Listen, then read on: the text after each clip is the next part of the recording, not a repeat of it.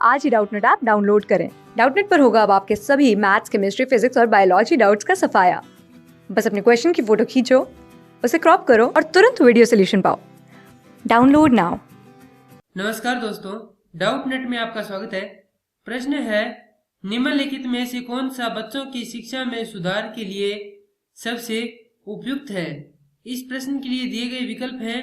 विकल्प 1, शिक्षक को बच्चों को वास्तविक जीवन की स्थितियों पर एक दूसरे से बात करने में सुविधा प्रदान करनी चाहिए।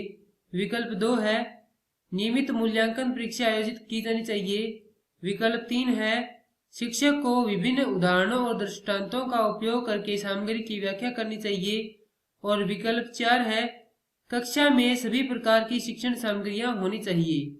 तो शिक्षा में सुधार तभी हो सकता है जब बच्चा जल्दी सीखता हो, और बच्चा जल्दी जब सीखता है जब उसके अधिगम का जो वातावरण है वह उसके अनुरूप हो। और विद्यालय है, विद्यालय में यदि अधिगम का वातावरण निर्मित करना है तो उसके लिए बच्चों को आपस में बातचीत करके जो जीवन की स्थितियां हैं उनके बारे में विचार करना चाहिए, जिससे कि यदि वे एक दूसरे के विचार आपस में बांटेंगे तो उन स्थितियों का सामना कैसे किया जाता है यह वे जल्दी सीखेंगे।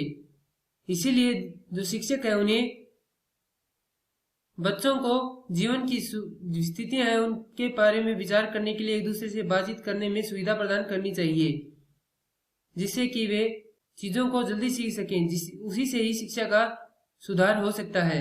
इसीलिए यहाँ पर जो प्रश्न है इसका उत्तर हो जाएगा, शिक्षक को बच्चों के वास्तविक जीवन अर्थात जो जीवन वे जी रहे हैं उस जीवन की स्थितियों पर विचार करना चाहिए, अर्थात बातचीत करने में सुविधा प्रदान करनी चाहिए, जिससे उनके अधिगम के अनुरूप वातावरण का निर्माण होगा।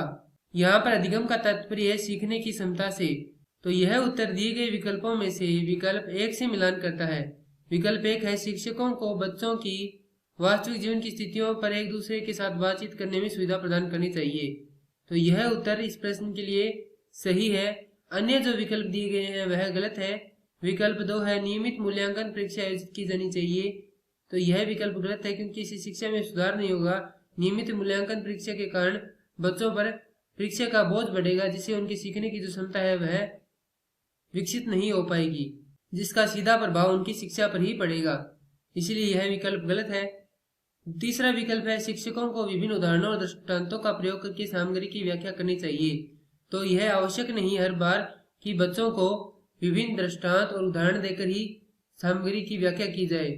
जैसे कि बच्चों को बता दिया जाता है कि यह श्याम पट है तथा यह चाक है, तो बच्चों को बार बार उदाहरण देकर उन्हीं बातों को बताने की जरूरत नहीं है, क्योंकि यदि बार बार उन्हें उदाहरण और दिए जाएंगे तो उनमें उनकी रुचि कम हो जाएगी, जिसके उनका जो अधिगम है शिक्षा के प्रति वह कम हो जाएगा।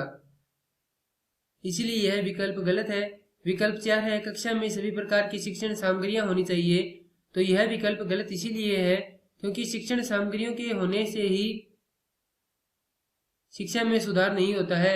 यदि शिक्षण सामग्रियां को पढ़कर यदि उन्हें सीखा नहीं जाएगा तो वे शिक्षण सामग्रियां किसी काम की नहीं है। इसलिए यह विकल्प भी गलत है। इस प्रश्न के जो सही उत्तर है वह है विकल्प 1। Thank you. क्लास 6 से 12 से लेके नीट, IIT, JEE मेंस और एडवांस के लेवल तक 10 मिलियन से ज्यादा स्टूडेंट्स का भरोसा।